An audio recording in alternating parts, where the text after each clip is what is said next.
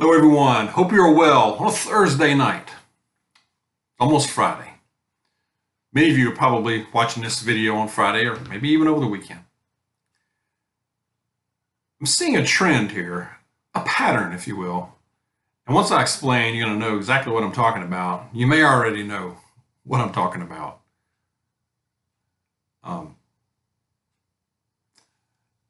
Here lately, almost weekly, well, almost daily, indeed daily, we've had huge crime waves going on, and they involve defensive tools.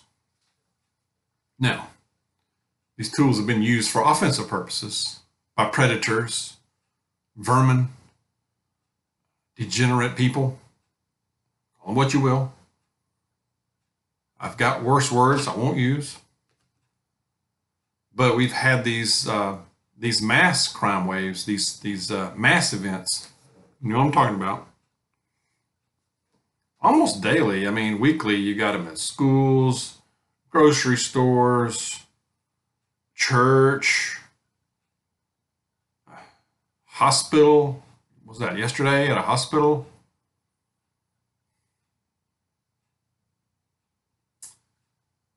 A few days ago, I think it was about 2 days ago, the Canadian Prime Minister came out and said that it will no longer be possible to buy, sell, transfer, or import any of these defense tools anywhere in Canada. Pretty absolute, isn't it? How's that gonna go over? Be interesting to see. I mean, is that legal? I don't know Canadian law. I don't know if you can just decree that. Is he a dictator? I don't think so. I would think that it has to go through some kind of approval.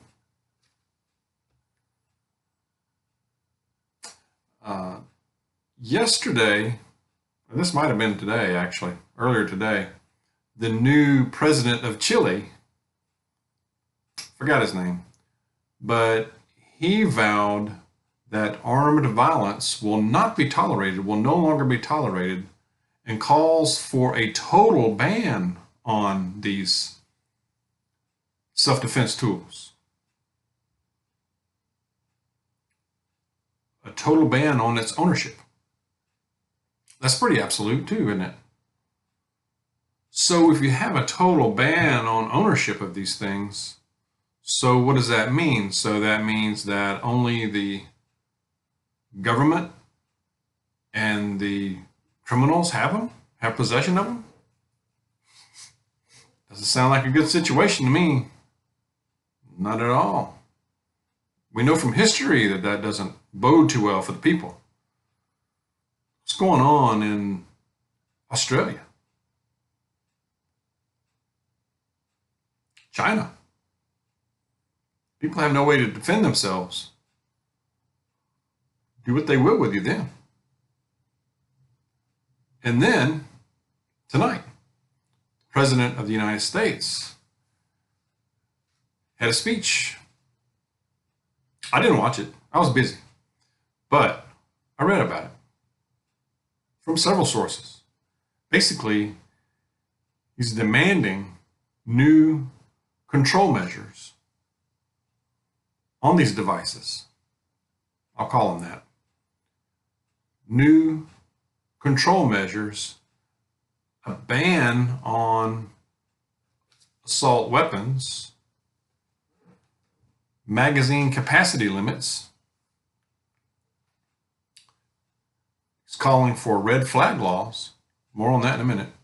And he's also calling for the manufacturing of these devices, the manufacturers, to be held liable. That sounds insane. What the heck is that? I mean, because you made it, because you manufacture this, you're liable?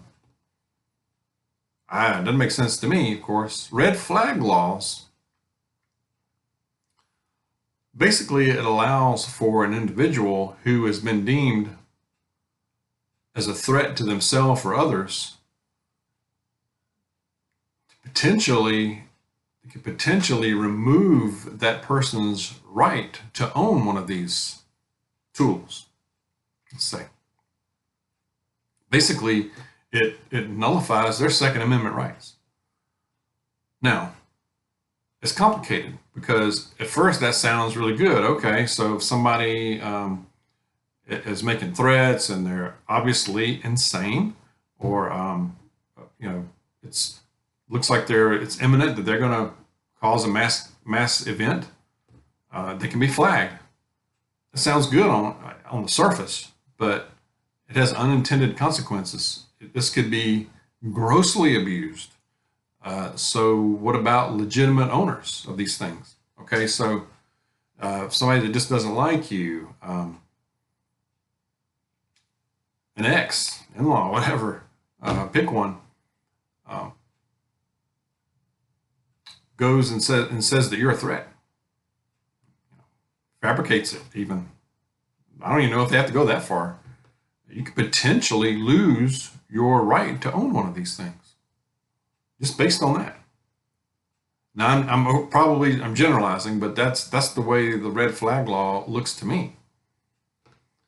But it doesn't sound constitutional to me, just as a layman. Like I said, I think that could be grossly weaponized, no pun intended, abused big time. You could be targeted to lose your Second Amendment right.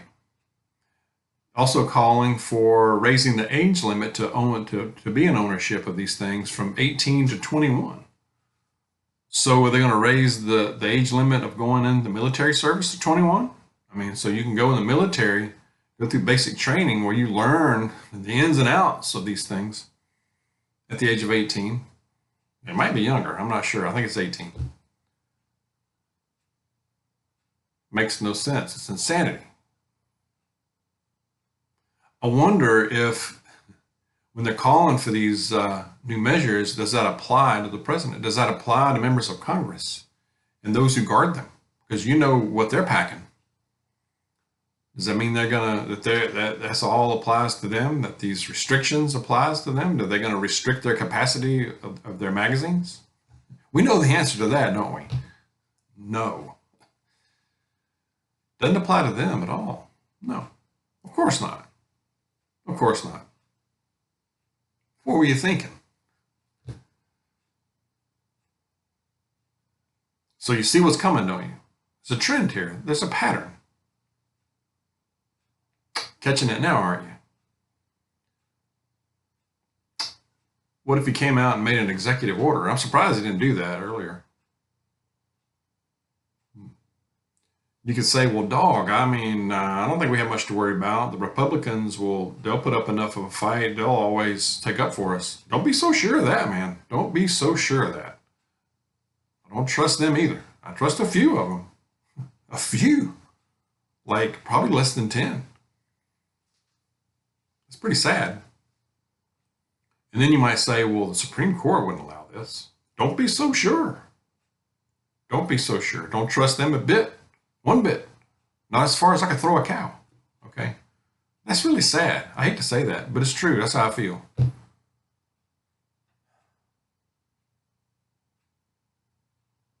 History has shown they can be swayed. They can be pressured. They can be bullied. It's happened twice in the last, few years? Less than that. It'll happen again. Prepare. You need to prepare. Stock up, self-defense, measures now. Okay? Now, prepare. The Second Amendment states that a well-regulated militia, being necessary to the security of a free state, the right of the people to keep and bear arms shall not be infringed, shall not be infringed. That's pretty clear. You know, I'm not a constitutional scholar, what have you, but that's pretty dang clear. All right. Okay.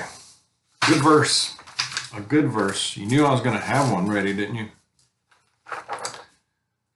Luke 6:36. Luke chapter 6, verse 36 is very short. but it's very, very powerful. It says, be merciful, just as your Father, your Heavenly Father, is merciful. Be merciful just as your Father is merciful. Let's extend, I mean, there's so much going on, as we know. Extend some grace and mercy out there to folks. I mean, I know it's easier said than done. I think we all need that. We all need it, don't we? I'm not saying lay down and be a doormat, get run over. By all means, no. Big difference. However, we don't know what that person's going through. We just don't. Person in traffic, in line at the grocery store. We don't know what their struggle is. Maybe we're that person. Maybe we're that person that we are the ones going through the struggle. And we need a little grace. Well, we have it in Jesus. But as believers, we can extend that too. Okay, let's keep that in mind. Let's be safe. God bless you. See you soon.